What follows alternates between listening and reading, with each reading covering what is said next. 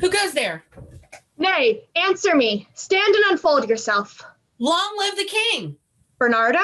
He. You come most carefully upon your hour. 'Tis now struck 12. Get thee to bed, Francisco. For this relief, much thanks. 'Tis bitter cold, and I am sick at heart. If you had a quiet garden. Not a mouse stirring. Well, good night. If you meet Horatio or Marcellus, bid them make haste. I think I hear them. Stand, ho! Who's there? Friends to this ground. And liegemen to the Dane. Give you good night. Oh, farewell, honest soldier. Who hath relieved you? Bernardo has my place. Give you good night. Hola, Bernardo. Say, what, is Horatio there? A piece of him. Welcome, Horatio. Welcome, good Marcellus. What? Has this thing appeared again tonight? I have seen nothing. Horatio says 'tis but our fantasy, and will not let belief take hold of him, touching this dreaded sight twice seen of us.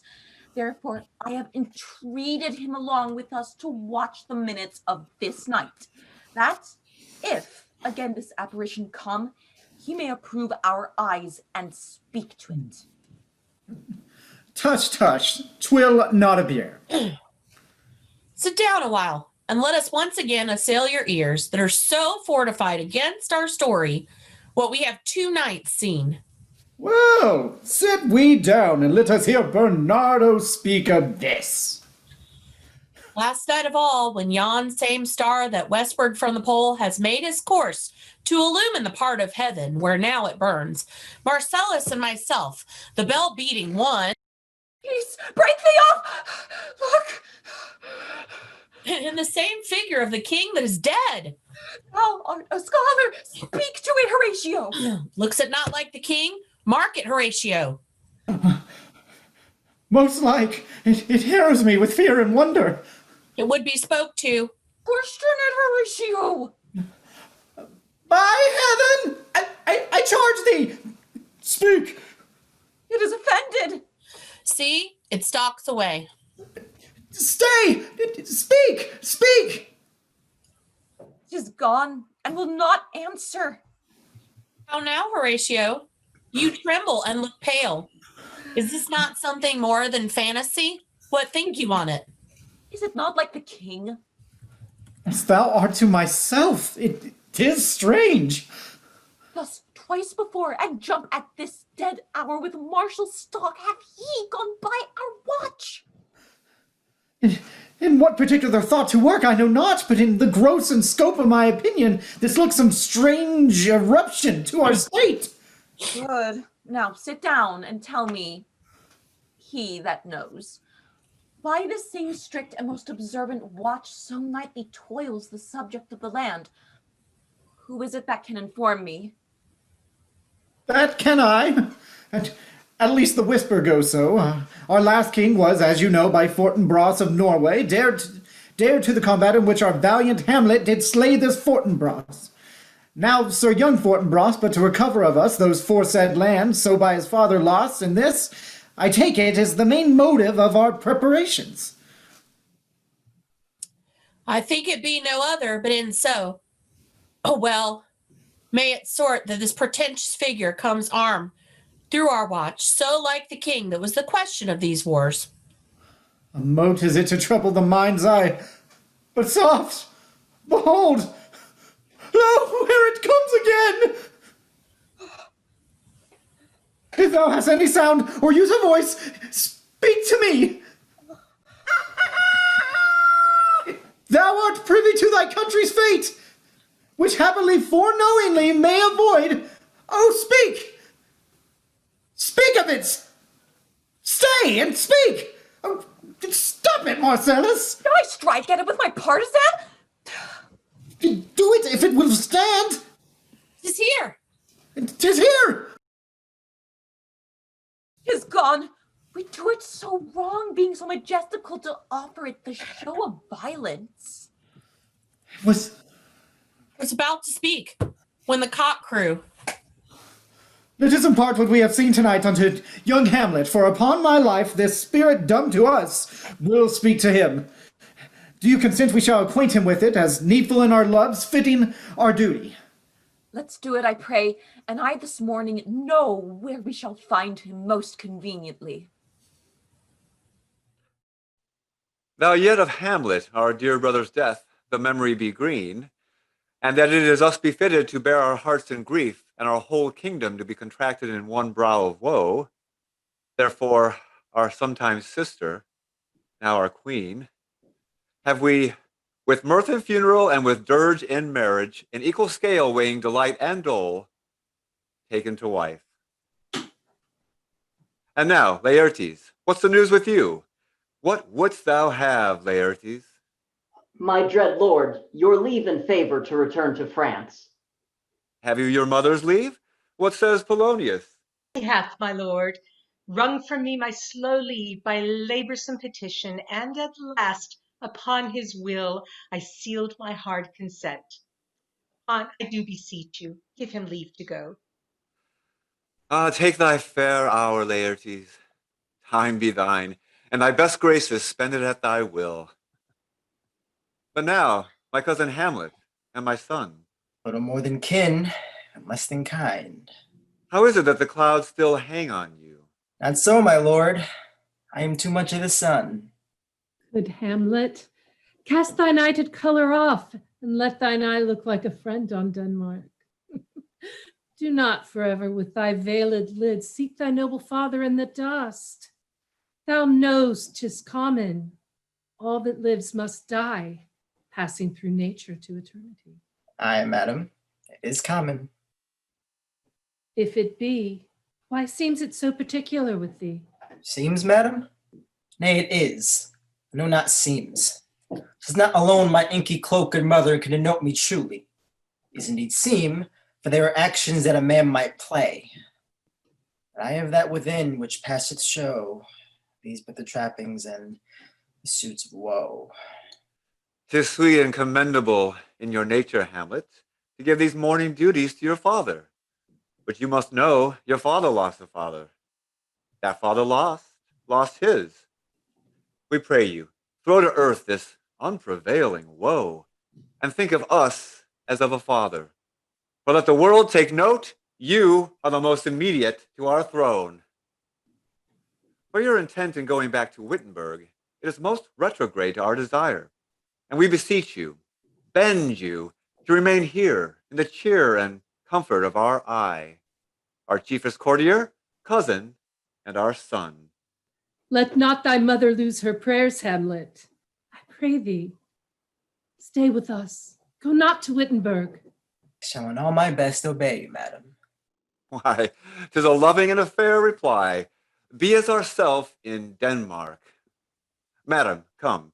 This gentle and unforced accord of Hamlet sits smiling to my heart.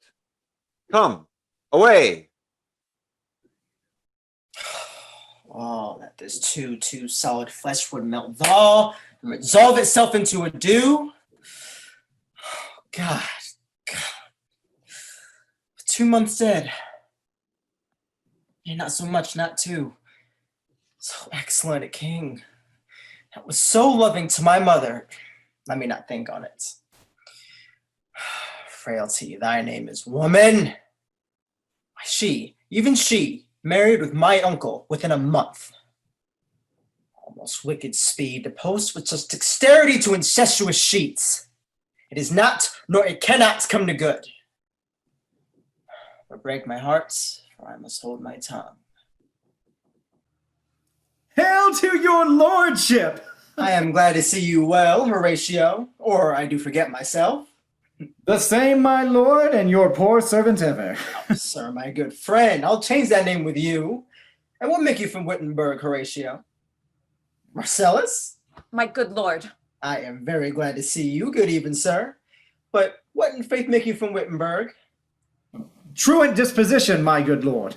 I know you are no truant. But what is your affair in Elsinore? My lord, I came to see your father's funeral. I pray thee, do not mock me, fellow students. I think it was to see my mother's wedding. Indeed, my lord, it was followed hard upon. Thrift, Horatio. The funeral baked meats did coldly furnish forth the marriage tables. Your father. Methinks I see my father. Where, my lord? In my mind's eye, Horatio. I saw him once. He was a goodly king. He was a man. Take him for all in all. I shall not look upon his like again. My lord, I think I saw him yesternight. Saw who?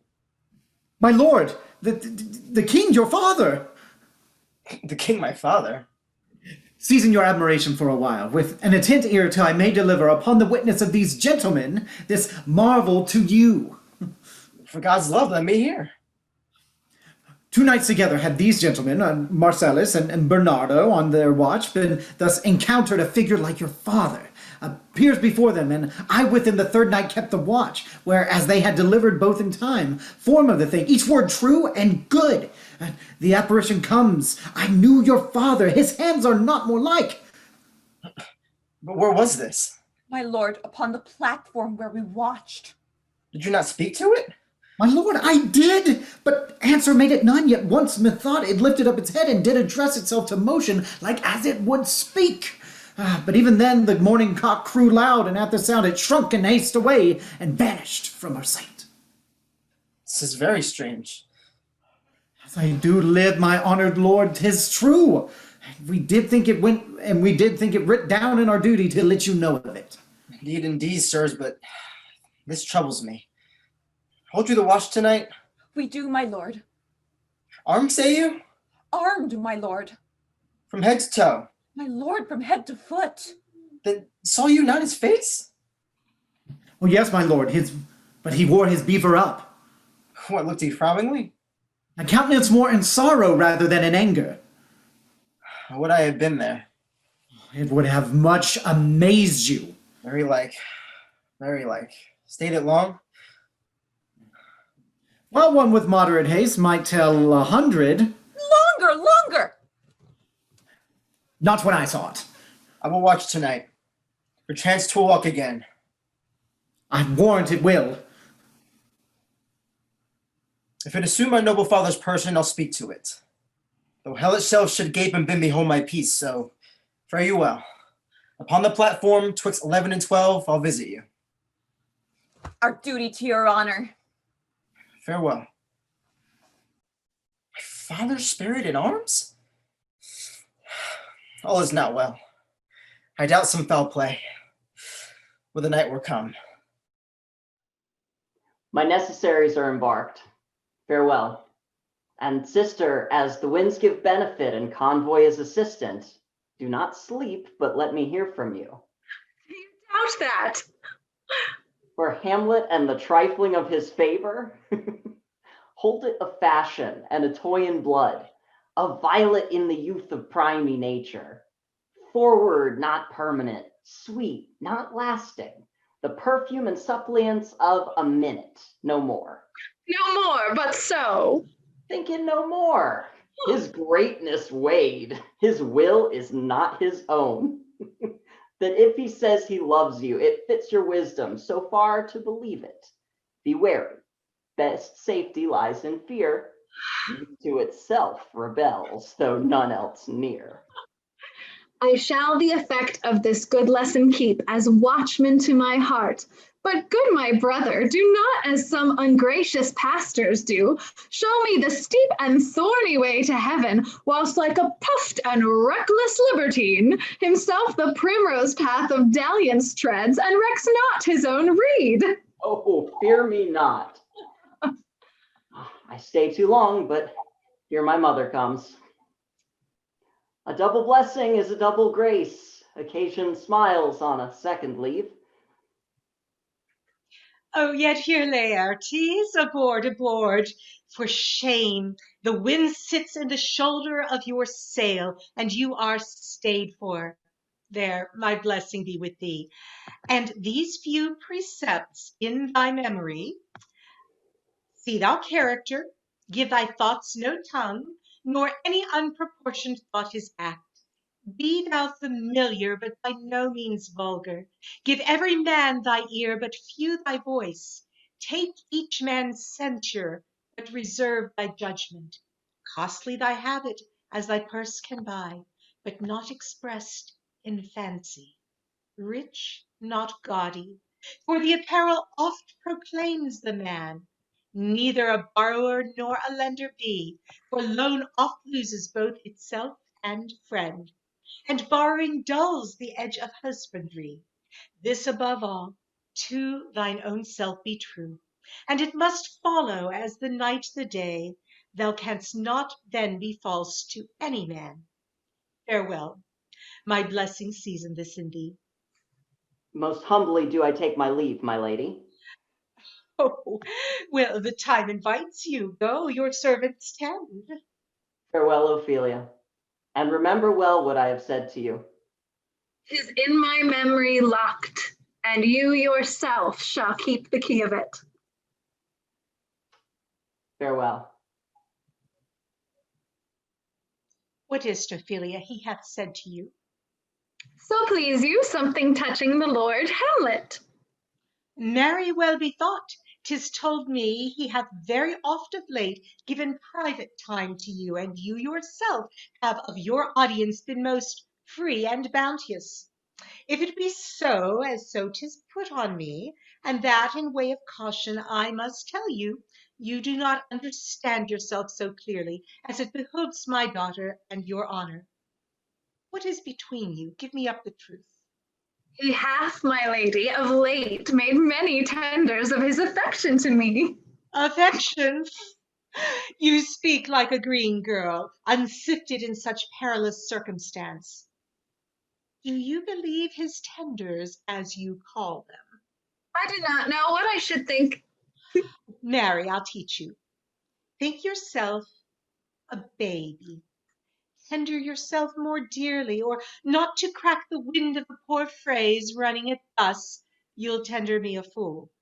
He hath importuned me with love in honorable fashion. High fashion you may call it. Go to, go to. And hath given countenance to his speech, my lady, with almost all the holy vows of heaven. Aye, springs to catch woodcocks. From this kind be somewhat scanter of your maiden presence. Set your entreatments at a higher rate than a command to parley. For Lord Hamlet believed so much in him that he is young, and with a larger tether may he walk than may be given you. In few, Ophelia, do not believe his vows. This is for all. I would not in plain terms from this time forth have you so slander any moment leisure as to give words or talk with the Lord Hamlet. Look to it, I charge you. Come your ways. I shall obey, my lady. Hereby truly. Very cold. It is a nipping and eager air. An hour now.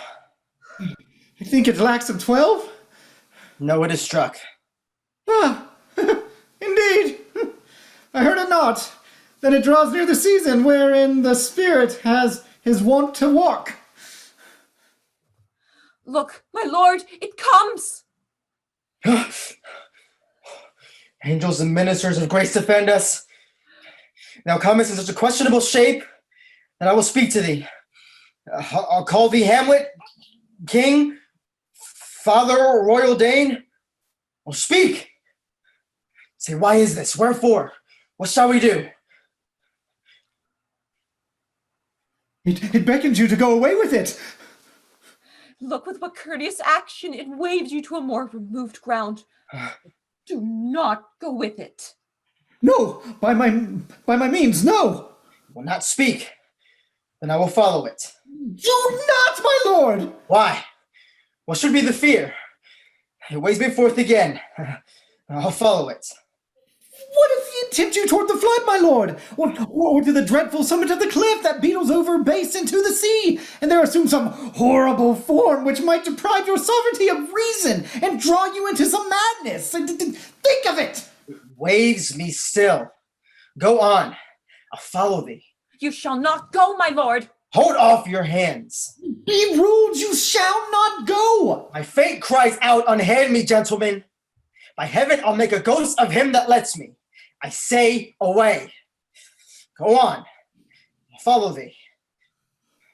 He waxes desperate with imagination. Let's go. It is not fit to obey him. Have after. To what issue will this come? Something is rotten in the state of Denmark. Heaven will direct us. Nay, let's follow him. Where wilt thou lead me? Speak. I'll go no further. Mark me. I will. My hour is almost come, when I to sulphurous and tormenting flames must render up myself. Alas, poor ghost. Pity me not, but lend thy serious hearing to what I shall unfold. Speak. I am bound to hear. So art thou to revenge when thou shalt hear. What? I am thy father's spirit, doomed for a certain term to walk the night, and for the day confined to fast in fires, till the foul crimes done in my days of nature are burnt and purged away. List, oh, list, if thou didst ever thy dear father love. Oh, God. Revenge his foul and most unnatural murder. Murder? Murder most foul, as in the best it is, but this most foul, strange and unnatural. Hates me to know it, that I, with wings as swift as meditation, with the thoughts of love, may sweep to my revenge. Now, Hamlet, hear. 'Tis given out that sleeping in my orchard a serpent stung me. But know thou, noble youth, the serpent that did sting thy father's life now wears his crown. Oh, my prophetic soul, my uncle. Aye, that incestuous, that adulterous beast, witchcraft of his wit, with traitorous gifts won to his shameful lust, the will of my most seeming virtuous queen. Brief, let me be. Sleeping within my orchard, upon my secure hour thy uncle stole, with juice of the cursed Lebanon in a vial, and in the porches of my ears did pour the leprous distilment. Thus was I sleeping by a brother's hand, of life, of crown, of queen, at once dispatched. Oh, horrible, most horrible. If thou hast nature in thee, bear it not. Let not the royal bed of Denmark be a couch for luxury and damned incest. Fare thee well at once. Adieu. Adieu, Hamlet. Remember me.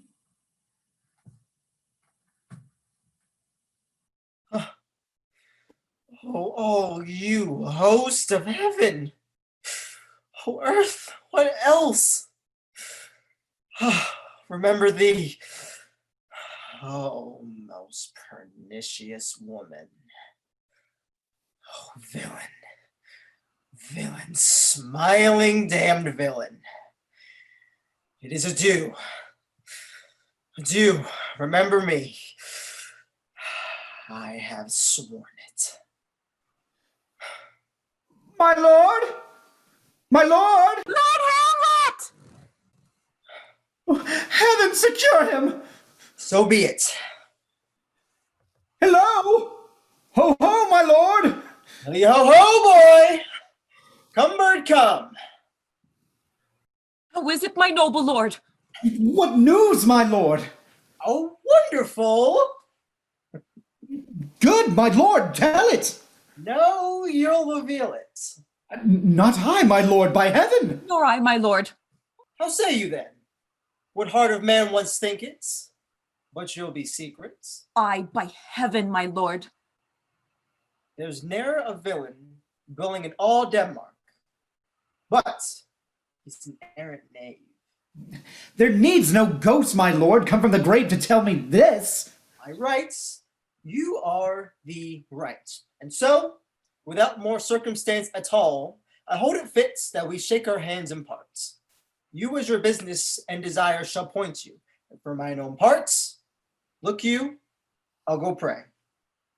These are but wild and whirring words, my lord. Give me one poor request. What is it, my lord? We will. Never make known what you have seen tonight. My lord, we will not. Nay, but swear it. In faith, my lord, not I. Nor I, my lord, in faith. Swear! Come on. You hear this fellow in the cellarage. Consent to swear. Propose the oath, my lord. Never to speak of this that you have seen. Swear! Get you back, and we'll shift our ground. Come hither, gentlemen. Never to speak of this that you have heard. Swear! Oh, day and night, but this is wondrous strange. And therefore, as a stranger, give it welcome. There are more things in heaven and earth, Horatio, than are dreamt of in your philosophy. But come, here as before, never so help you mercy, how strange or odd, soe'er I bear myself. As I perchance hereafter shall think me to put in antic disposition on, that you know aught of me. So grace and mercy at your most need help you swear. Swear! Rest, perturbed spirit. So, gentlemen, with all my love, I do commend me to you. Let us go in together, and still your fingers on your lips, I pray. The time is out of joint. Oh, cursed spite. And ever I was born to set it right. Nay, come, let's go together. My lady, my lady, my lady! How now, Ophelia, what's the matter? Oh, my lady, I have been so affrighted. What in the name of God? My lady, as I was sewing in my closet, Lord Hamlet, with his doublet all unbraced, no hat upon his head, his stockings fouled, ungartered, and down-jived to his ankle, pale as his shirt, his knees knocking each other, and with a look so piteous in purport, as if he had been loosed out of hell to speak of horrors, he comes before me. Mad for thy love? I do not know, but truly, I do fear it. What said he? He took me by the wrist and held me hard. Then goes he to the length of all his arm, and with his other hand thus o'er his brow he falls to such perusal of my face as he would draw it. Long stayed he so.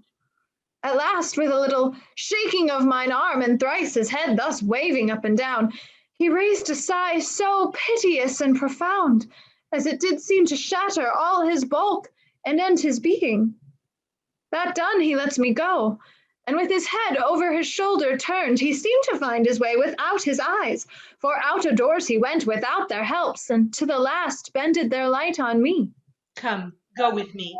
I will go seek the king. This is the very ecstasy of love. Have you given him any hard words of late? No, my good lady, but as you did command, I did repel his fetters and denied his access to me. That hath made him mad. I am sorry that with better heed and judgment I had not quoted him. I feared he did but trifle, and meant to wreck thee. But beshrew my jealousy. Come, go we to the king. This must be known, which being kept close might move more grief to hide than hate to utter love. Something have you heard of Hamlet's transformation, so call it? I entreat you both, that being of so young days brought up with him, that you vouchsafe your rest here in our court some little time, so by your companies to draw him on to pleasures, and together so much as from occasion you may glean, whether aught to us unknown afflicts him thus, that opened lies within our remedy. Good ladies, he hath much talked of you, and sure I am there are not two men living to whom he more adheres. If it will please you to show us so much gentry and goodwill as to expend your time with us a while for the supply and profit of our hope, your visitation shall receive such thanks as befits a king's remembrance. Both your majesties might, by the sovereign power you have of us, put your dread pleasures more into command than to entreaty. But we both obey, and here give up ourselves in the full bent to lay our services freely at your feet to be commanded. Oh, thanks. Rosencrantz and gentle Guildenstern. Thanks, Guildenstern and gentle Rosencrantz.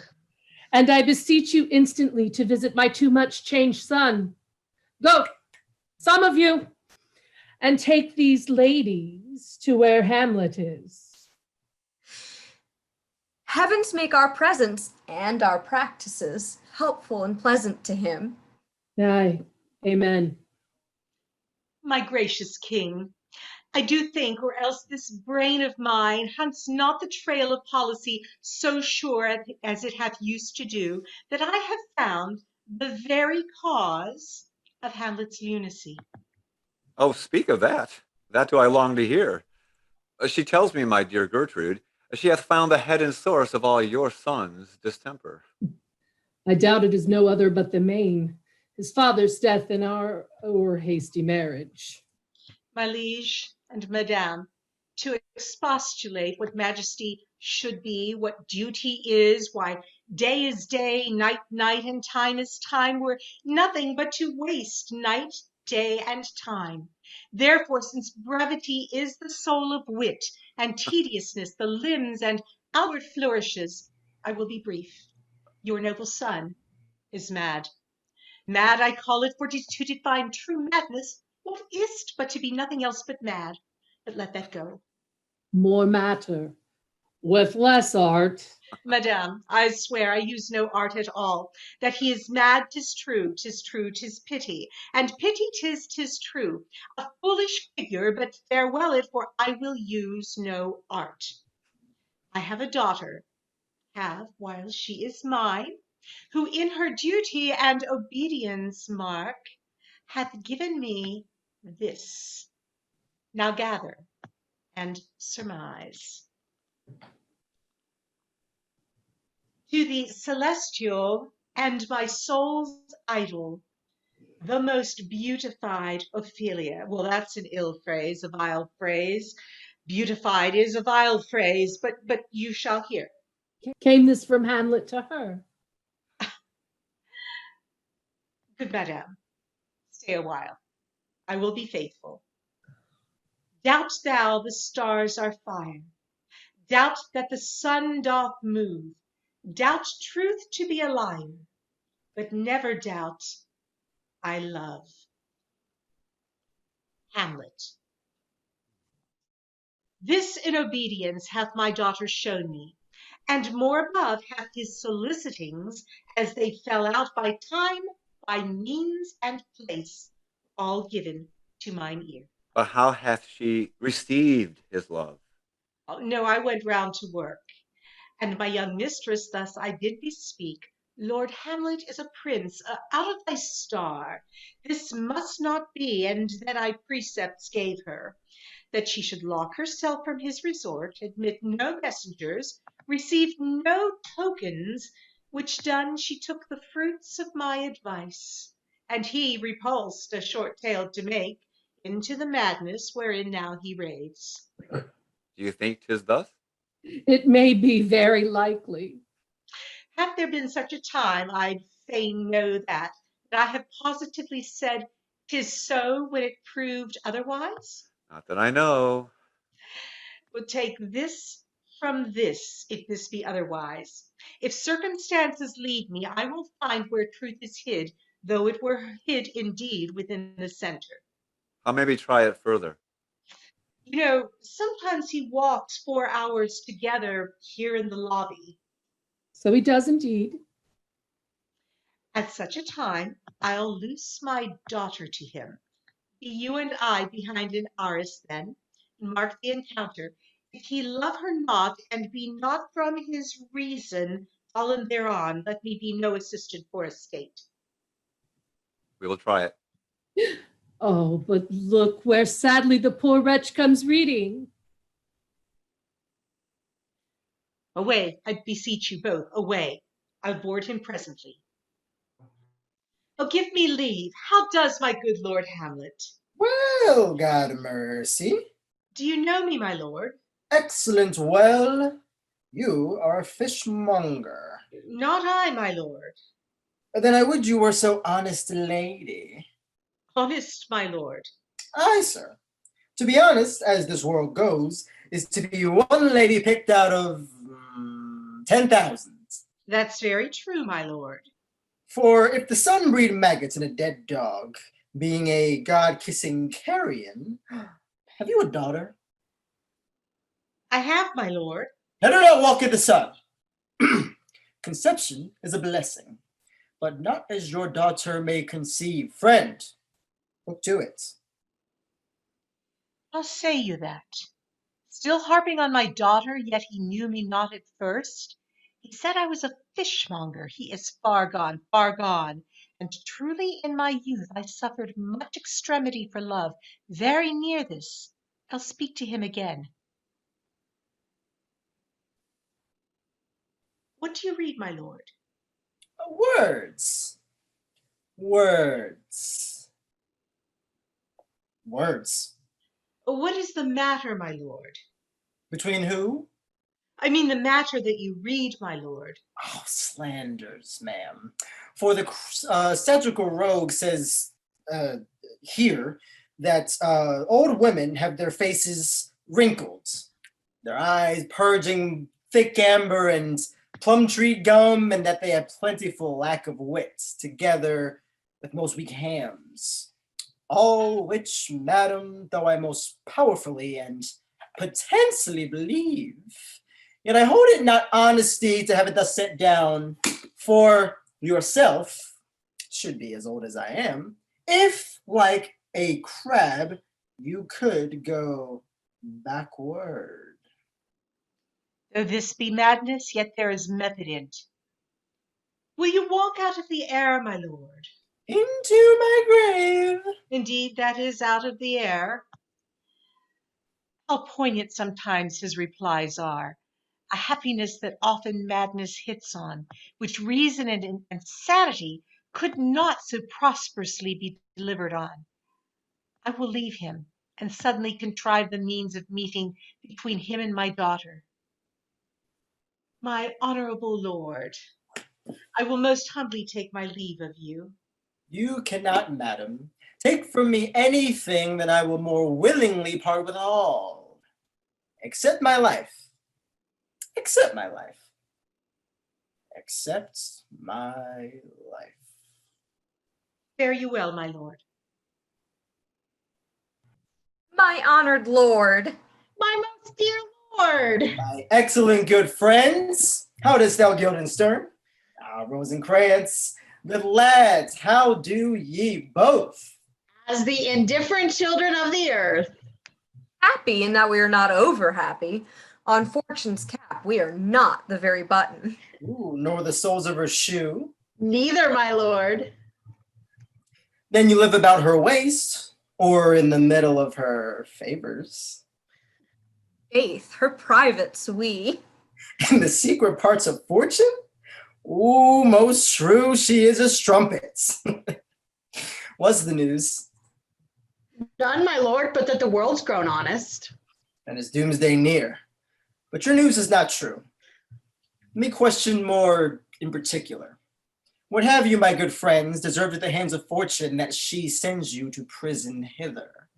Prison, my lord? That marks a prison. Then is the world one. Denmark being, oh, the worst. We think not so, my lord. Why then 'tis none to you.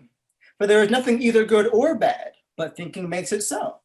To me, it is a prison. Shall we to the courts?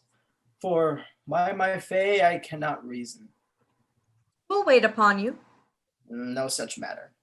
I will not sort you with the rest of my servants, for to speak to you like an honest man, I am most dreadfully attended. But in the beaten way of friendship, what make you at Elsinore? To visit you, my lord. No other occasion. Beggar that I am even poor in thanks, but I thank you. Were you not sent for? Come, Deal justly with me. Come. Nay, speak. What should we say, my lord? Why, anything, but to the purpose. You were sent for, and there is a kind of confession in your looks, which your modesties have not craft enough to color. I know the good king and queen have sent for you. To what end, my lord? That you must teach me. But let me conjure you, by the rights of our fellowship, be even and direct with me whether you were sent for or no. My lord, we were sent for. I will tell you why. So shall my anticipation prevent your discovery, and your secrecy to the king and queen mulch no feather. I have of late, but wherefore I know not, lost all my mirth, forgotten all custom of exercises. And indeed, it goes so heavily with my disposition that this goodly frame, the earth, seems to me a sterile promontory. What a piece of work is man! How noble in reason, and infinite in faculty, in form and moving, how express and admirable, in action, how like an angel, in apprehension, like a god, the beauty of the world, paragon of animals. And yet to me, what is this quintessence of dust? Man delights not me, nor woman neither. Though by your smiling you seem to say so. My lord, there was no such stuff in my thoughts. Why did you laugh then when I said man delights not me? To think, my lord, if you delight not in man, what Lenten entertainment the players shall receive from you. We coated them on the way, and hither they are coming to offer you service. What players are they? Even those you were wont to take delight in, the tragedians of the city. There are the players. Gentlemen, you are welcome to Elsinore. Your hands, you are welcome. But my uncle father and aunt mother are deceived. In what, my dear lord? I am a mad north-northwest. When the wind is southerly, I know a hawk from a handsaw. Well be with you, gentlemen. Hark you, Guildenstern, and you too. At each ear a hearer. That great baby you see there is not yet out of her swaddling clouts. Happily, she's the second time come to them, for they say an old woman is twice a child. I will prophesy she comes to tell me of the players' market. You say right, madam. On Monday morning, 'twas so indeed. My lord, I have news to tell you. My lady, I have news to tell you. When Roscius was an actor in Rome. The actors are come hither, my lord. Buzz. The best actors in the world, either for tragedy, comedy, history, pastoral, comical, historical, pastoral, tragical, historical, tragical, comical, historical, pastoral, scene individual, or poem unlimited. Seneca cannot be too heavy, nor Plautus too light, for the law of writ and liberty, these are the only men. You are welcome, masters. Welcome all. I am glad to see thee well. Welcome, good friends. Take them in. Come, sirs. Follow her, friends. We'll hear a play tomorrow. Dost thou hear me, old friend? Can you play the murder of Gonzago? Aye, my lord. We'll have tomorrow night. You could, for a need, study a speech of some 12 or 16 lines, which I would set down and insert in it. Could you not? Aye, my lord. Very well. Follow that lord, and look you, mock him not. My good friends, I'll leave you till night. You are welcome to Elsinore. Good, my lord. Aye so. God be with ye. Now I am alone. What a rogue and peasant slave am I. I have heard that guilty creatures sitting at a play have by the very cunning of this scene been struck so to the soul that presently they have proclaimed their malefactions. For murder, though it have no tongue, will speak with miraculous organ. I'll have these players play something like the murder of my father before mine uncle. I'll observe his looks. I'll take them to the quick. If he but blench, I know my course. The play is a thing, wherein I'll catch the conscience of the king. And can you, by no drift of circumstance, get from him why he puts on this confusion, grading so harshly all his days of quiet with turbulent and dangerous lunacy? He does confess he feels himself distracted, but from what cause he will by no means speak. Nor do we find him forward to be sounded, but with a crafty madness keeps aloof when we would bring him on to some confession of his true state. Did he receive you well? Most like a gentleman. But with much forcing of his disposition. Did you essay him to any pastime? Madam, it so fell out that certain players we overran on the way, of these we told him, and there did seem in him a kind of joy to hear of it. They're about the court, and as I think they already have order this night to play before him. Is most true, and he beseeched me to entreat your majesties to hear and see the matter. Oh, with all my heart, and it doth much content me to hear him so inclined. Good ladies, give him a further edge, and drive his purpose on to these delights. We shall, my lord. Sweet Gertrude, leave us too, for we have closely sent for Hamlet hither, that he, as 'twere by accident, may hear affront Ophelia. Her mother and myself, lawful espiols, will so bestow ourselves that, seeing unseen, we may of their encounter frankly judge, and gather by him as he has behaved, if this be the affliction of his love, or no, that thus he suffers for. I shall obey you. And for your part, Ophelia, I do wish that your good beauties be the happy cause of Hamlet's wildness. Madam, I wish it may. Ophelia, walk you here. Gracious, so please you, we will bestow ourselves. Read on this book, that show of such an exercise may color your loneliness. I hear him coming. Let's withdraw, my lord. To be or not to be? That is the question. Whether 'tis nobler in the mind to suffer the slings and arrows of outrageous fortune, or to take arms against a sea of troubles, and by opposing end them, to die, to sleep, no more. And by sleep, to say we end the heartache and the thousand natural shocks that flesh is heir to. 'Tis a consummation devoutly to be wished. To die, to sleep, perchance to dream. Aye, there's the rub.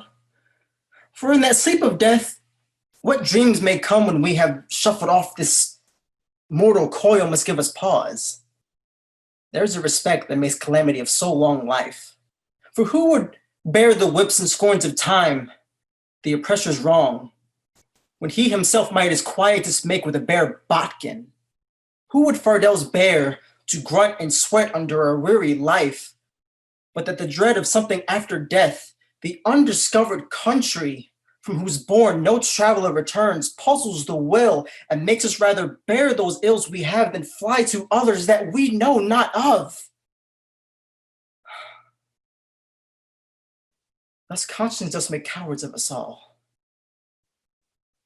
With this regard, their currents turn awry and lose the name of action. Soft you now, fair Ophelia. Nymph, and thy orisons be all my sins remembered. Lord, how does your honor for this many a day? I humbly thank you. Well.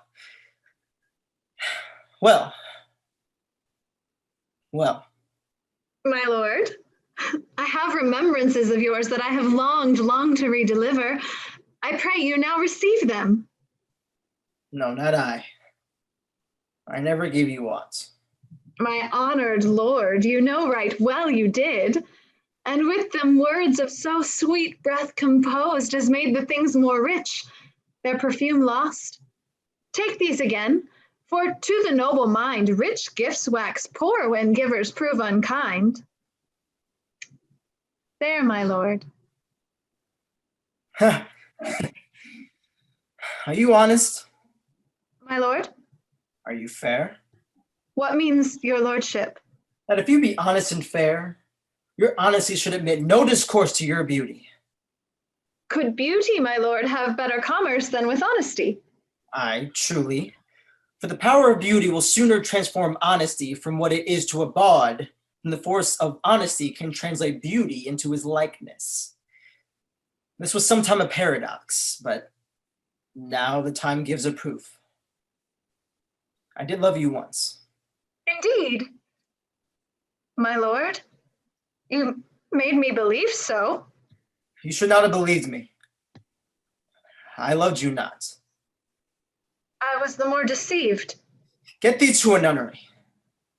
Why wouldst thou be a breeder of sinners? I am myself indifferent honest, but yet I could accuse me of such things that it were better my mother had not borne me. What should such fellows as I do crawling between earth and heaven? We are errant knaves all. Believe none of us. Go thy ways to a nunnery. Where's your mother? At home, my lord. Let the doors be shut upon her, that she may play the fool no word but in his own house. Farewell. Oh, help him, you sweet heaven! If thou dost marry, I'll give thee this plague for thy dowry. Be thou as chaste as ice, as pure as snow, thou shalt not escape calumny. Get thee to a nunnery. Go. Farewell. Or, if thou wilt needs marry a fool. For wise men know well enough what monsters you make of them. To a nunnery go, and quickly too. Farewell. Oh, heavenly powers, restore him! I have heard of your paintings too well enough. God had given you one face, and you make yourselves another. You jig, you amble, and you lisp, and you nickname God's creatures. Make your wantons your ignorance. Go to, I'll no more on it. It hath made me mad. I say we will have no more marriages. Those that are married already, all but one shall live. The rest shall keep as they are. To a nunnery. Go. Oh, what a noble mind is here o'erthrown! Oh, woe is me! To have seen what I have seen, see what I see. Love. His affections do not that way tend. Nor what he spake, though it lacked form a little, was not like madness. There's something in his soul, and I do doubt the hatch on the disclose will be some danger. He shall with speed to England. What think you on it? It shall do well, but yet I do believe the origin and commencement of his grief sprung from neglected love. How now, Ophelia? You need not tell us what Lord Hamlet said. We heard it all. My lord, do as you please. But if you hold fit after the play, let his queen mother all alone entreat him to show his grief. Let her be round with him, and I'll be placed, so you please, in the ear of all their conference. If she find him not, to England send him, or confine him where your wisdom best shall think. It shall be so. Madness in great ones must not unwatched go. Speak this speech, I pray you, as I pronounced it to you, trippingly on the tongue. But if you mouth it, as many as our players do, I had as lief the town crier spoke my lines. Nor do not soil the air too much with your hands, thus, but use all gently. For in the very turns, tempest, and, as I may say, the whirlwind of passion, you must acquire and beget a temperance that may give it smoothness. Be not too tame neither, but let your own discretion be your tutor. Suit the action to the word to the action. Go make you ready. How now, my lady? I will the king hear this piece of work? And the queen too, and that presently. Bid the players make haste. What ho, Horatio! Here, sweet lord, at your service. Horatio, thou art e'en as just a man as e'er my conversation coped withal. Observe mine uncle. If his occulted guilt do not itself enkennel in one speech, it is a damned ghost that we have seen. Give him heedful notes, for I mine eyes will rivet to his face, and after we will both our judgments join in censure of his seeming. Well, my lord, if he still ought that while the play is playing and escape detecting, I will pay the theft. They are coming to the play. I must be idle. Get you a place. How fares our cousin Hamlet? Excellent, faith. Of the chameleon's dish, I eat the air, promise crames.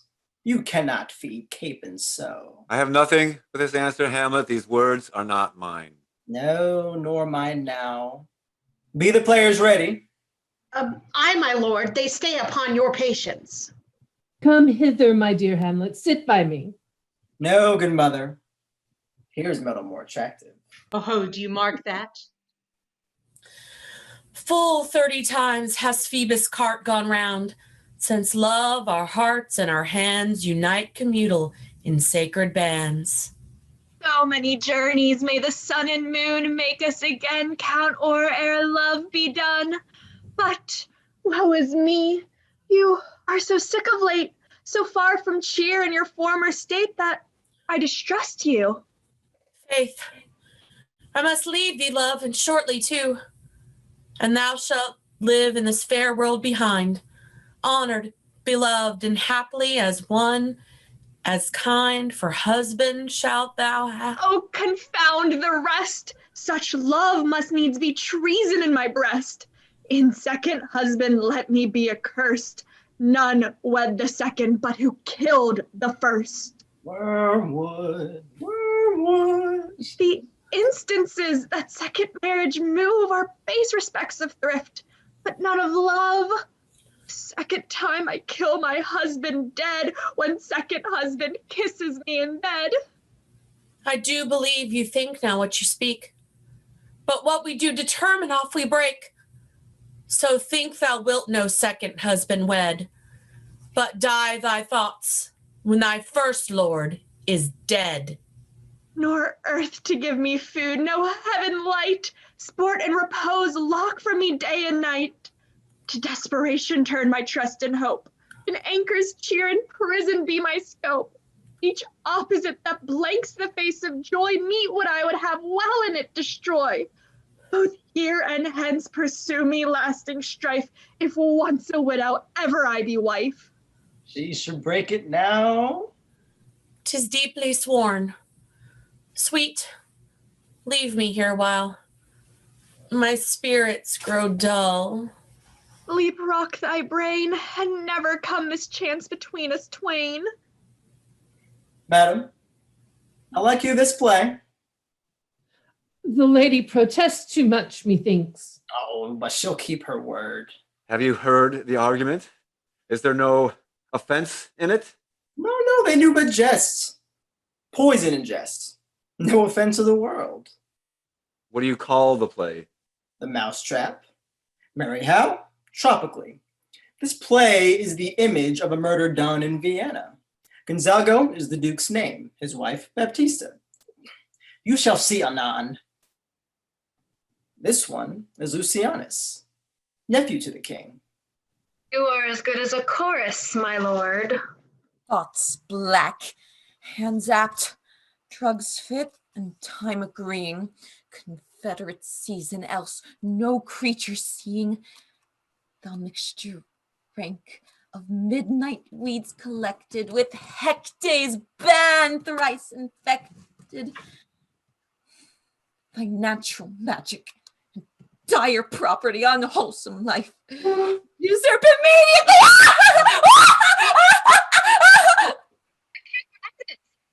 What, frightened with false fire? How fares my lord? Give o'er the play. Give me some light! Away! Lights! Lights!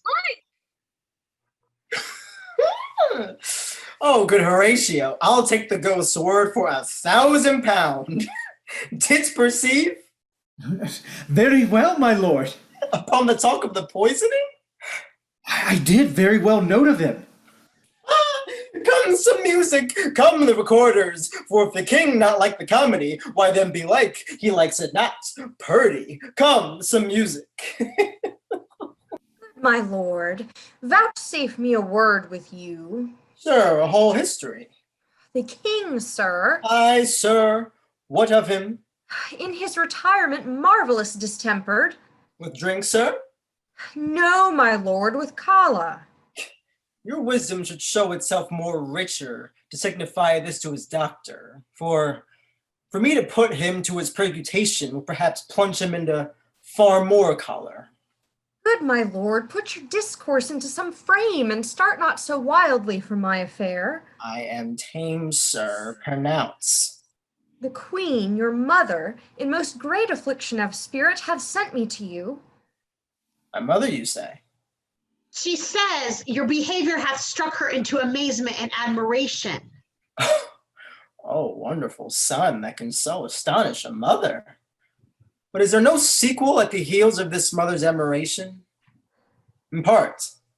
She desires to speak with you in her closet ere you go to bed.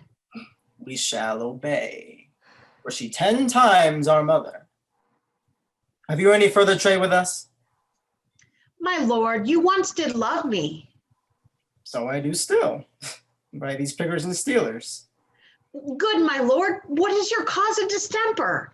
You do surely bar the door upon your own liberty if you deny your griefs to your friend. Sir, I lack advancement. How can that be, when you have the voice of the king himself for your secession in Denmark? God bless you, ma'am. My lord, the queen would speak with you, and presently. Do you see yonder cloud that's almost in shape of a camel? By the mass, and 'tis like a camel, indeed. Methinks it is like a weasel. It is backed like a weasel. Or like a whale? Very like a whale. Then I will come to my mother by and by. They fool me to the top of my beds. I will come by and by. I will say so. By and by is easily said. Leave me, friends. Soft. Now to my mother. Heart, who's thy nature? That may be cruel, not unnatural. I will speak daggers to her, but use none. I like him not, nor stands it safe with us to let his madness range. Therefore, prepare you. I your commission will forthwith dispatch, and he to England shall along with you. Terms of our estate may not endure hazard so dangerous as doth hourly grow out of his lunacies. We will ourselves provide. Arm you, I pray you, to this speedy voyage, for we will fetters put upon this fear, which now goes too free-footed. We will haste us. My lord, he's going to his mother's closet. Behind the arras I'll convey myself to hear the process, and warrant she'll tax him home. And as you said, and wisely was it said, 'tis meet that some more audience than a mother, since a mother makes them partial, should o'erhear the speech of vantage. Fare you well, my liege. I'll call upon you ere you go to bed, and tell you what I know. Thanks, dear my madam. Oh, my offense is rank. It smells to heaven. It hath the primal eldest curse upon it, a brother's murder. Pray, can I not? Then I'll look up. My fault is past, but oh, what form of prayer can serve my turn? Forgive me my foul murder? That cannot be, since I am still possessed of those effects for which I did the murder. My crown, mine own ambition, and my queen. May one be pardoned and retain the offense? help, angels! Make us say! Bow stubborn knees, and heart with strings of steel, be soft as sinews of the newborn babe. All may be well.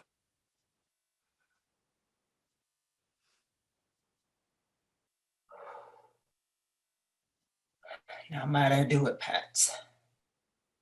Now he is praying. Now I'll do it. And so he goes to heaven. And so I am revenged. That would be scanned. A villain kills my father, and for that I, his sole son, do the same villain send to heaven? No. Up, sword. And know thou a more horrid hint. When he is drunk asleep, or in his rage, or in the incestuous pleasure of his bed, then trip him, that his heels may kick at heaven, and that his soul may be as damned and black as hell whereto it goes. My mother stays.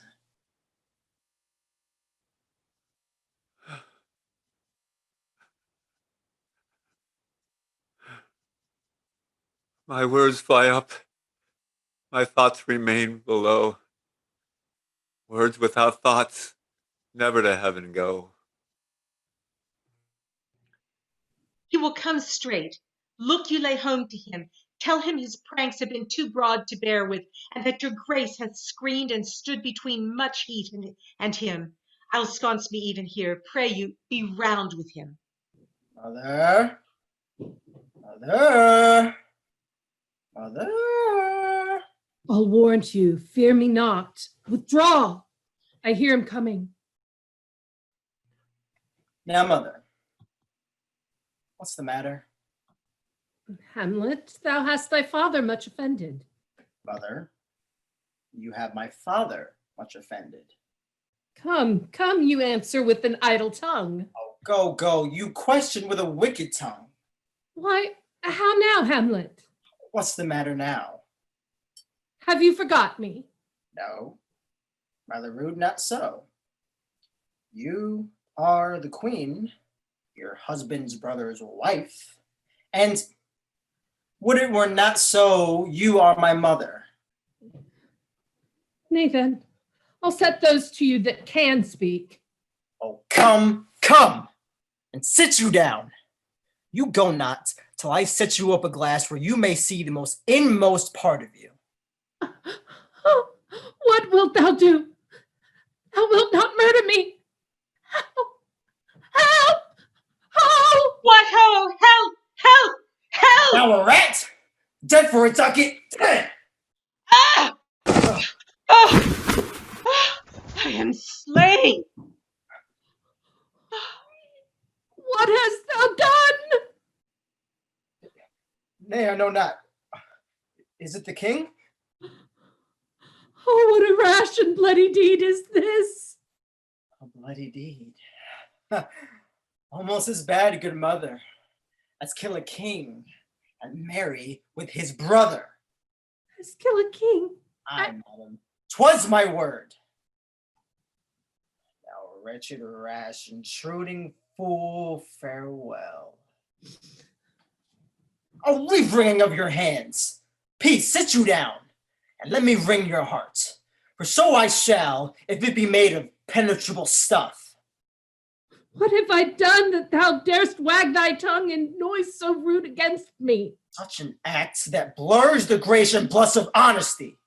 Ay me, what act that roars so loud and thunders in the index? Look here! Upon this picture and on this, the counterfeit presentment of two brothers. See what a grace was seated on this brow.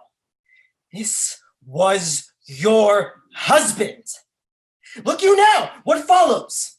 Here is your husband, like a mildewed ear, blessing his wholesome brother. Have you eyes? Oh, shame, where is thy blush? Oh, Hamlet, speak no more. Thou turnst mine eyes into my very soul, and There I see such black and grained spots as will not leave their taint. Nay, but to live in the rank sweat of an enseamed bed, stewed in corruption, honeying and making love over the nasty sty. Oh, speak to me no more. These words like daggers enter mine ears. No more, sweet Hamlet. A murderer and a villain. No more! King of shreds and patches. Save me! And hover over me with your wings, you heavenly guards. Or with your gracious figure. Alas, he's mad. Do you not come, your tardy son to chide? That lapse in time and passion lets go by the important acting of your dread command? Oh, say! Do not forget, this visitation is but to whet thy almost blunted purpose. But look, amazement on thy mother sits. Speak to her, Hamlet. How is it with you, lady? Alas, how is it with you? That you do bend your eye on vacancy, and with the incorporeal air do hold discourse. Oh, my gentle son, whereon do you look? On him! On him! Look you how pale he glares! His form and cause conjoined, preaching to stones, would make them capable. Do not look upon me! To whom do you speak this? Do you see nothing there? Nothing at all. Yet all that is, I see. Nor did you nothing hear? No. Nothing but ourselves. Look you there. Look how it steals away. My father, in his habit as he lived. Look where he goes, even now, out the portal. This is the very coinage of your brain. This bodiless creation, ecstasy is very cunning in. Ecstasy? My pulse, as yours, doth temperately keep time, and makes as heathful music. It is not madness that I have uttered. Mother, for love of grace, confess yourself to heaven. Repent what's past, avoid what is to come. Oh, Hamlet, thou hast cleft my heart in twain. Oh, throw away the worser part of it, and live the pure with the other half. Good night. But go not to mine uncle's bed. Assume a virtue if you have it not. Once more, good night. And when you are desirous to be blessed, I'll blessing beg of you. For this same Lord, I do repent the death I gave her. So again, good night. One more word, good lady. What shall I do? Not this. By no means that I bid you do. Let the blow king tempt you again to bed. Make you to revel all this matter out, that I essentially am not in madness, mad in craft. Thou assured, if words be made of breath and breath of life, I have no life to breathe what thou hast said to me. I must to England. You know that. Alack, I had forgot. 'Tis so concluded on. His letter sealed. Let it work. I'll lug the guts into the neighbor room. Mother. Good night. Come, lady, to draw toward an end with you. Good night, mother.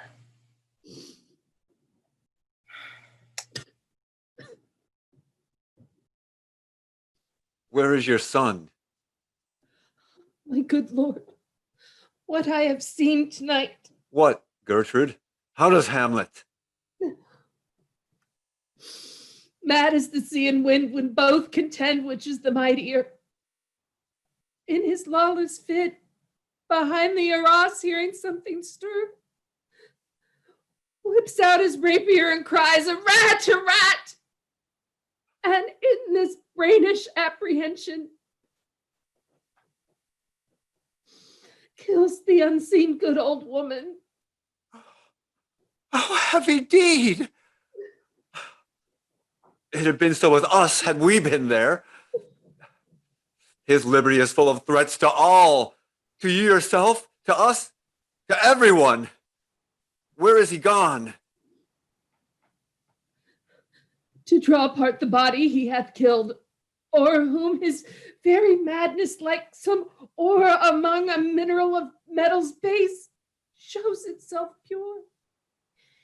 He weeps for what is done. Oh, Gertrude. The sun no sooner shall the mountains touch, but we will ship him hence.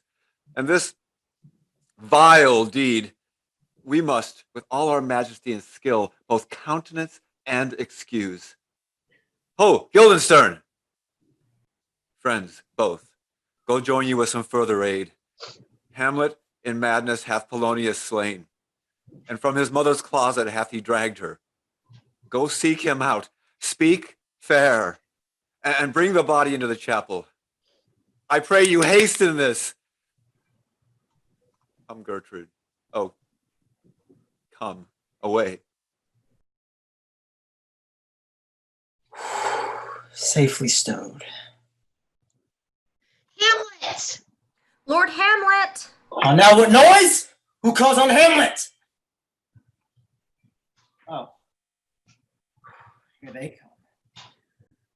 What have you done, my lord, with the dead body? Pounded it with dust. To 'tis kin. Tell us where it is, that we may take it thence and bear it to the chapel. Do not believe it. Believe what? That I can keep your counsel and not mine own. Besides, to be demanded of a sponge, what replication should be made by the son of a king? I understand you not, my lord. I am glad of it. A knavish speech sleeps in a foolish ear. My lord, you must tell us where the body is and go with us to the king. The body is with the king, but the king is not with the body. The king is a thing. A thing, my lord? Of nothing. Bring me to him. Hide fox and all after. How now? What hath befallen? Where the dead body is bestowed, my lord, we cannot get it from him. But where is he? Without, my lord, guarded to know your pleasure. Bring him before us. Ho, Guildenstern, bring in my lord. Now, Hamlet, where is Polonius? Supper. At supper. Where? Not where she eats, but where she is eaten. Where is Polonius? In heaven. Send hither to see. If your messenger find her not there, seek her the other place yourself. But indeed, if you find her not within this month, you shall nose her as you go up the stairs into the lobby. Go seek her there.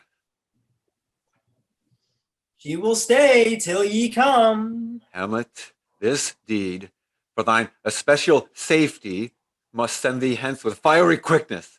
Therefore, prepare yourself, and everything is bent for England. For England? Aye, Hamlet. Good.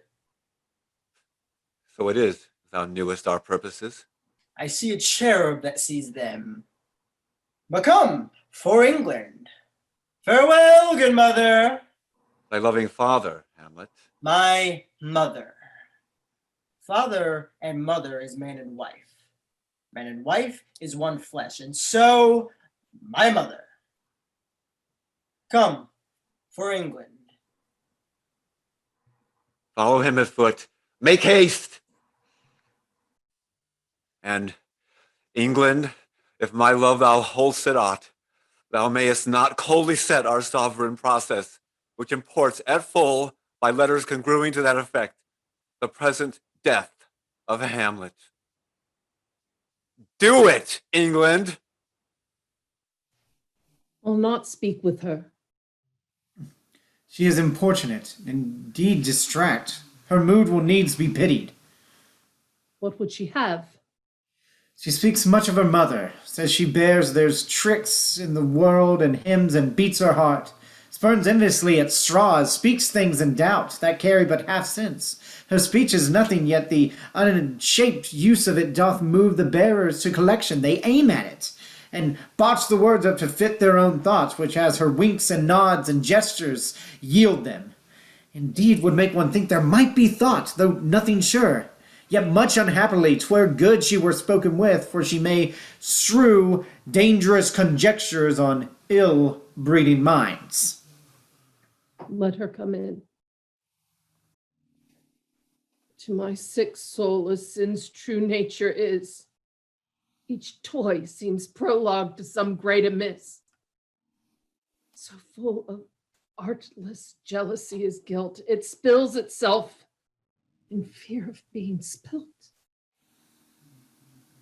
Where is the beauteous majesty of Denmark? How now, Ophelia? Say you? Nay, pray you mark. She is dead and gone, lady, she is dead and gone. At her head a grass-green turf, at her heels a stone. Nay, but Ophelia, you must... Pray you, mark. White her shroud as the mountain snow. Alas, look here, my lord. How do you, pretty lady? Well, God illed you.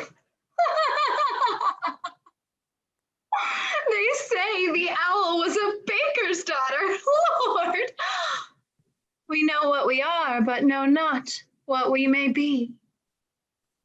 God be at your table. Conceit upon her mother. Pray you, let's have no words of this. But when they ask you what it means, say you this. Tomorrow is St. Valentine's Day, and I am made at your window to be your Valentine. Let in the maids that out have made, never departed more. Pretty Ophelia. Indeed, la, without an oath, I'll make an end on it. How long hath she been thus? I hope all will be well. We must be patient. But I cannot choose but weep to think they should lay her in the cold ground. My brother shall know of it. And so, I thank you for your good counsel. Come, my coach. Good night, ladies. Good night, sweet ladies. Good night. Good night. Follow her close. Give her good watch, I pray you. Oh, this is the poison of deep grief. It springs all from her mother's death. Oh, Gertrude. Gertrude, when sorrows come, they come not single spies, but in battalions. Black, what noise is this? What is the matter? Save yourself, my lord. The ocean, o'erpeering his list, eats not the flax with more impetuous taste than young Laertes. In riots his head o'erbears your officers. The rabble call him lord. They cry, choose we Laertes to be our king. And cheerfully on the false trail they cry, oh, this is counter. You false Danish dogs! The doors are broke. Where is this king? Oh, thou vile king, where is my mother? Calmly, good Laertes. What is the cause, Laertes, that thy rebellion looks so giant-like? Let him go, Gertrude. Tell me, Laertes, why thou art thus incensed. Let him go, Gertrude. Speak, man. Where is my mother? Dead. But not by him. Let him demand his fill. How came she dead? I'll not be juggled with. To hell allegiance, to this point I stand, that both the worlds I give to negligence. Let come what comes, only I'll be revenged most thoroughly for my mother. Who shall stay you? My will, not all the world, and for my means I'll husband them so well they shall go far with little. Good Laertes, if you desire to know the certainty of your dear mother's death, is it written your revenge that swoop stake you will draw both friend and foe, winner and loser? None but her enemies. Will you know them then? To her good friends thus wide I'll ope my arms, and like the kind life-rendering pelican, repast them with my blood. Why, now you speak like a good child and a true gentleman, that I am guiltless of your mother's death.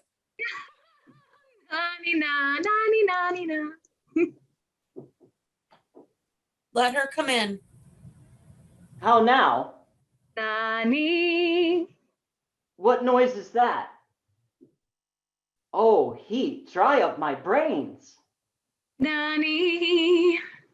Oh, Rose of May. Hey, Nani, Nani. Dear maid, kind sister, sweet Ophelia. Nani. Oh, heavens. Nani, hey, Nani. Is it possible a young maid's wits should be as mortal as an old man's life? They bore her bare-faced on the bier. Hey, Nani, Nani, hey, Nani. And in her grave rained many a tear. Fare you well, my dove. Hadst thou thy wits and didst persuade revenge, it could not move thus. This nothing's more than matter. There's rosemary. That's for remembrance. Pray, love, remember. And there is pansies. That's for thoughts. A document in madness, thoughts and remembrance fitted. It's fennel for you, and columbines. Here's rue for you, and here's some for me. We may call it herb grace as Sundays. Oh, you must wear your rue with a difference. Here's a daisy. I would give you some violets, but they withered all when my mother died. They say she made a good end. Thought and affliction, passion, hell itself she turns to favor and to prettiness. And will she not come again?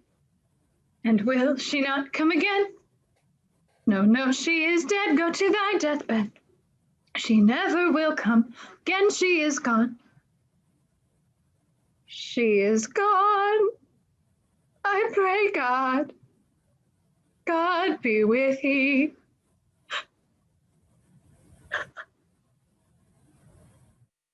You see this, O God? Laertes, I must commune with your grief, or you deny me right. Let this be so. Her means of death, her obscure funeral, that I must call it in question. So you shall. And where the offense is, let the great axe fall. I pray you, go with me. Horatio, when thou shalt have overlooked this, give these fellows some means to the king. They have letters for him, ere we were 2 days old at sea. A pirate, a very warlike appointment, gave us chase. I alone became their prisoner. Let the king have the letters I have sent. I have words to speak in thine ear that will make thee dumb. Rosencrantz and Guildenstern hold their course for England.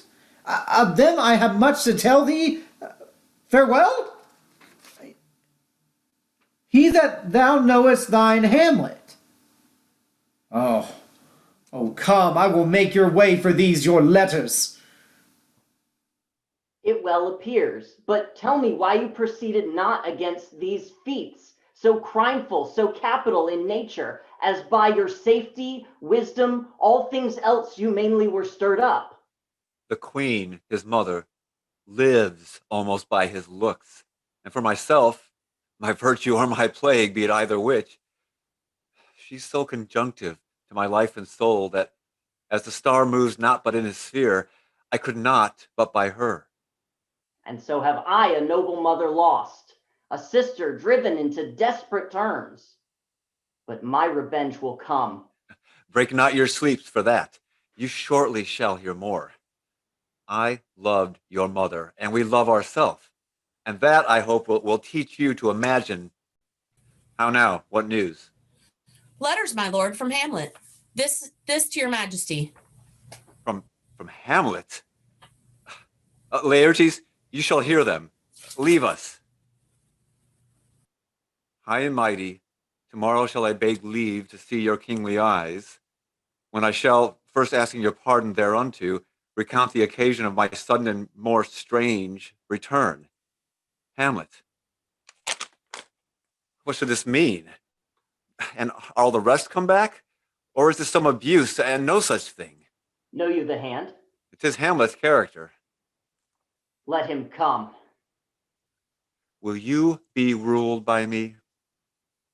I, my lord, so you'll not overrule me to a peace. To thine own peace.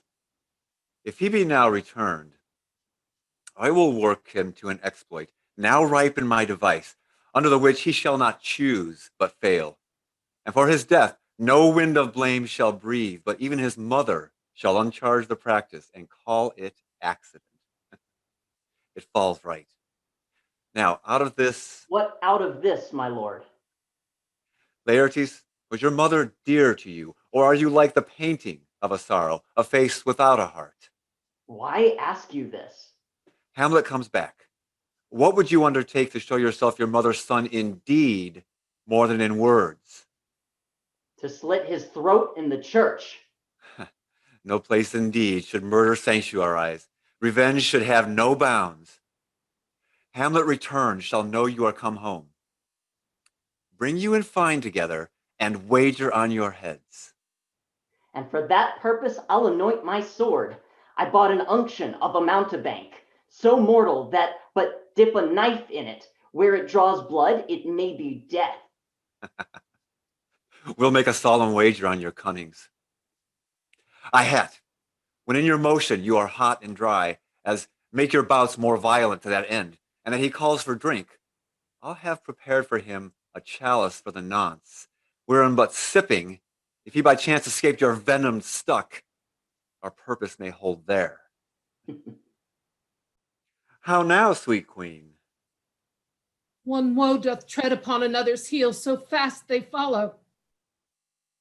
Your sister is drowned, Laertes. Drowned? Oh, where? There's a willow grows aslant a brook that shows his hoar leaves in the glassy stream. There with fantastic garlands did she come of crow's flowers, nettles, daisies, and long purples. There, on the pennant boughs, her coronet weeds clamoring to hang. An envious sliver broke, when down her weedy trophies and herself fell in the weeping brook, her close spread wide and mermaid-like. A while they bore her up, at which time she chanted snatches of old tunes as one incapable of her own distress. But long it could not be till that her garments, heavy with their drink, pulled the poor wretch from her melodious lay to muddy death. Alas, then she's drowned? Drowned.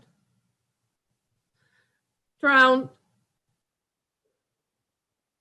Too much of water hast thou, Ophelia, and therefore I forbid my tears. But yet, adieu, my lord.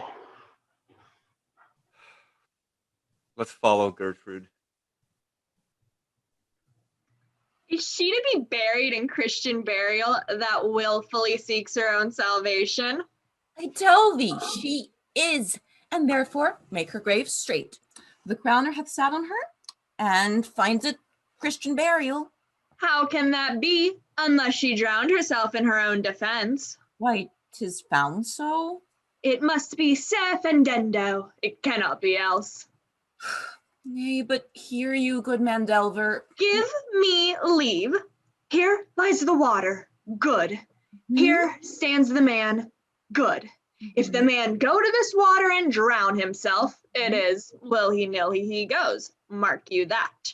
But if the water come to him and drown him, he drowns not himself. Argal, that he that is not guilty of his own death shortens not his own life. Will you have the truth on it?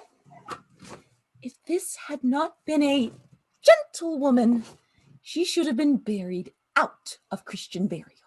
Why, there thou sayest, and the more pity that great folk should have countenance in this world to drown or hang themselves, more than they're even Christian. Come, my spade, I'll put another question to thee. If thou answerest me not to the purpose, confess thyself. Go to. What is he that builds stronger than either the mason, the shipwright, or the carpenter? The gallows maker, for that frame outlives 1,000 tenants. I like thy wit well. In faith, the gallows does well. Do it again, come. Who builds stronger than a mason, a shipwright, or a carpenter? Aye, tell me that and unyoke. I cannot tell. When you're asked this question next, say a grave maker. The houses that he makes last till doomsday. Go, fetch me a stoup of liquor. In youth when I did love, methought it was very sweet to contract out the time for my behoof. Oh, methought there was nothing meet. Has this fellow no feeling of his business that he sings at grave making? Custom hath made it a property of easiness. 'Tis e'en so. The hand of little employment hath the daintier sense. That skull had a tongue in it, and could sing once. How the knave jolted to the ground as if it were Cain's jawbone that did the first murder. I will speak to this fellow. Whose grave is this, sirrah? Mine, sir. Oh, a pit of clay for to be made, for such a death as meet. I think it be thine indeed, for thou liest in it. You lie out on it, sir, and therefore it is not yours. For my part, I do not lie in it, yet it is mine. Thou dost lie in it. To be in it and say it is thine.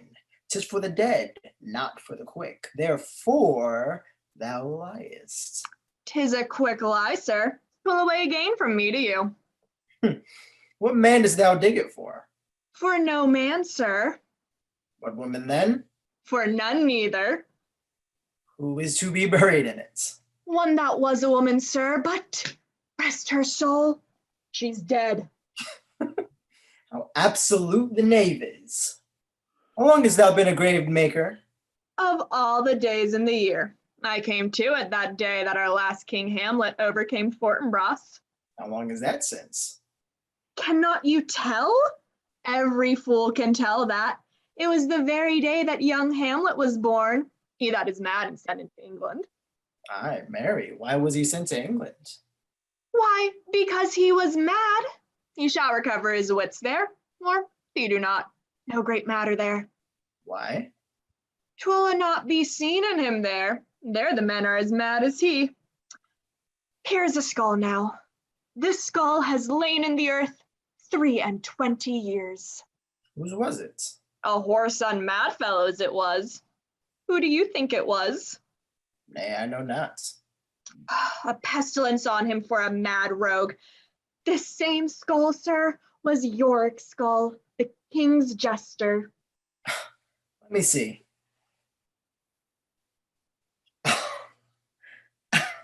Oh, alas, poor Yorick.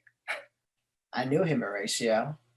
Fellow of infinite jest, of most excellent fancy. Oh, he hath borne me on his back 1,000 times. And now, how abhorred in my imagination it is. Oh. But softs, here comes the king. Couch we a while and mark. What ceremony else? That is Laertes, very noble youth. Mark. What ceremony else? Must there no more be done? Let her lay the earth, and from her fair and unpolluted flesh may violets spring. What, the fair Ophelia? Sweets to the sweet, farewell. I had hoped thou shouldst been my Hamlet's wife. I thought thy bride bed to have decked, sweet maid, and not to have strewed thy grave. Hold off the earth a while, till I have caught her once more in mine arms. What is he whose grief bears such an emphasis? This is I, Hamlet the Dane. The devil take thy soul! Hamlet! Hamlet! Good my lord, be quiet. I loved Ophelia. What wilt thou do for her? Oh, he is mad, Laertes. Oh, for the love of God, forbear him. Swoon, show me what that'll do. Would weep? Would fight? Would fast? Would tear thyself? I'll do it. Dost thou come here to whine? This is mere madness, and thus a while the fit will work on him. Anon, as patient as a female dove, when that her golden couplets are disclosed, his silence will sit drooping. Hear you, sir. What is the reason that you use me thus? I loved you ever, but it is no matter. Let Hercules himself do what he may. The cats will mew and the dog will have his day. Strengthen your patience in our last night's speech. We'll put the matter to the present push. Good Gertrude, set some watch over your son. So much for this, sir. Now you shall see the other. You do remember all the circumstance? Remember, my lord. I found Horatio, royal knavery and exact command, larded with many several sorts of reasons, importing Denmark's health and England's too. With ho! Such bugs and goblins in my life that on the supervise, no leisure baited. No, not to say the grinding of the axe, my head should be struck off. Is it possible? Wilt thou hear me how I did proceed? I beseech you. Being thus benetted round with villainies, I sat me down, devised a new commission, wrote it fair. Wilt thou know the effect of what I wrote? Aye, good, my lord. That's on the view and knowing of these contents, without debatement further, more or less, he should the bearers put to sudden death, not striving time allowed. So Guildenstern and Rosencrantz go to it. My man, they did make love to this employment. They are not near my conscience. Why, what a king is this? Is it not? Thinkest thee, stand me now upon, is not perfect conscience to quit him with his arm? Peace! Who comes here? Your lordship is right welcome back in Denmark. I humbly thank you, sir. Dost know this water fly? No, my good lord. I state is more gracious, for 'tis a vice to know him. Sweet lord, if your lordship were at leisure, I should impart a thing to you from his majesty. I will receive it, sir, with all diligence of spirits. Put your bonnet to his right use. 'Tis for the head. I thank you, lordship. It is very hot. Oh, believe me, 'tis very cold. The wind is northerly. It is indifferent cold, my lord, indeed. Yet methinks it is very sultry and hot for my complexion. Exceedingly, my lord, it is very sultry, as 'twere I cannot tell how. But lord, this is the matter. The king, sir, hath laid that in a dozen passes between yourself and him, he shall not exceed you 3 hits. He hath laid on 12 for 9, and it would come to immediate trial if your lordship would vouchsafe the answer. How if I answer no? I mean, my lord, the opposition of your person in trial. Sir, if it please his majesty, I will win for him, and I can. If not, I will gain nothing but my shame and the odd hits. Shall I redeliver you even so? To this effect, sir, after what you flourish your nature will. I commend my duty to your lordship. Yours. He does well to commend it to himself. There are no tongues for else turn. This lapwing runs away with the shell on his head. The king and queen and all are coming down. In happy time. And the queen desires you to use some gentle entertainment to Laertes before you fall to play. She well instructs me. You will lose this wager, my lord. I do not think so. But thou wouldst not think how ill souls hear about my heart. But it is no matter. Come, Hamlet, come and take this hand from me. Give me your pardon, sir. I've done you wrong. I am satisfied in nature, whose motive in this case should stir me most to my revenge. Cousin Hamlet, you know the wager? Very well, my lord. Your grace had laid the odds over the weaker side. I do not fear it. I have seen you both. But since he is bettered, we have therefore odds. Set me the stoops of wine upon that table. If Hamlet give the first or second hit, or quit in answer of the third exchange, the king shall drink to Hamlet's better breath, and in the cup a union shall he throw. Come, begin. Come on, sir. Come, my lord.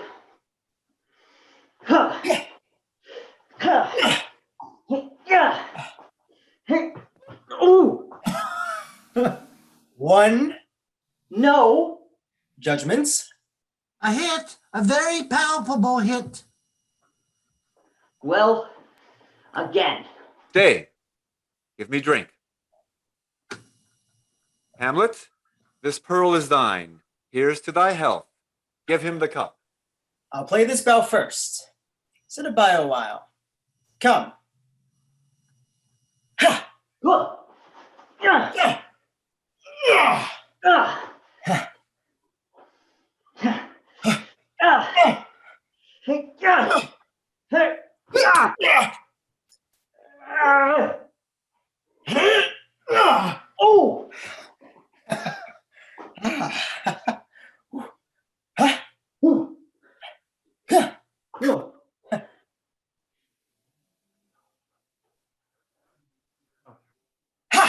Ow! Another hits. What say you?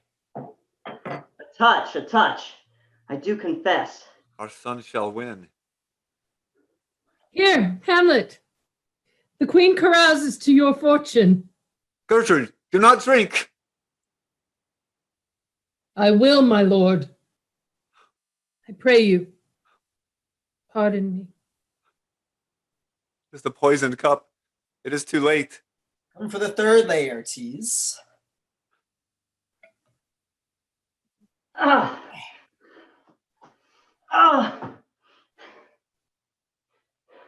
Nothing neither way. Have at you now. Look to the queen there, ho! They bleed on both sides. How is it, my lord? How is it, Laertes?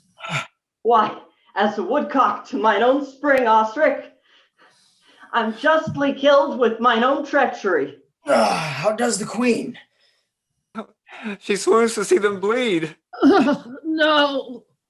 The drink. Oh, my dear Hamlet. The drink.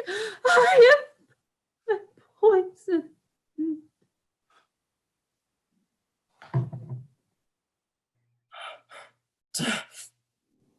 Oh, villainy. Treachery. Let the door be locked. Seek it out. It is here, Hamlet. Hamlet, thou art slain. No medicine in the world can do thee good. In thee there is not half an hour of life. The treacherous instrument is in thy hand. unbaited and envenomed. The foul practice hath turned itself on me. Lo, here I lie, never to rise again. My mother's poisoned. I can no more. The king's to blame. Oh, point. Venom too? Then venom to thy work. Oh, yet defend me, friends. I am but hurt. Here, thou incestuous, murderous damneding. Follow my mother.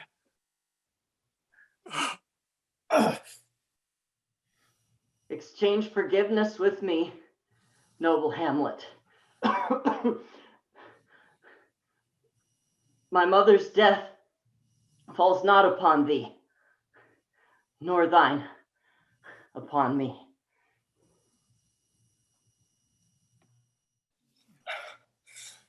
Heaven make thee free of it. Oh, I follow thee.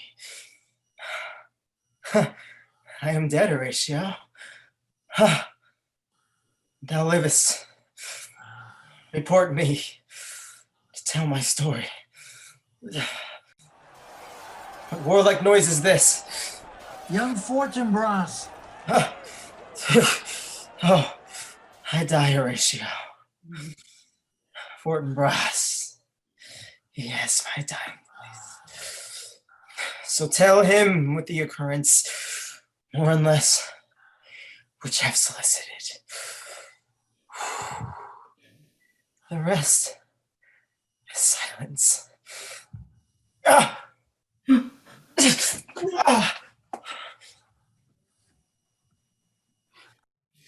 Now cracks a noble heart. Good night, sweet prince. And flights of angels sing thee to thy rest. Why does the drum come thither?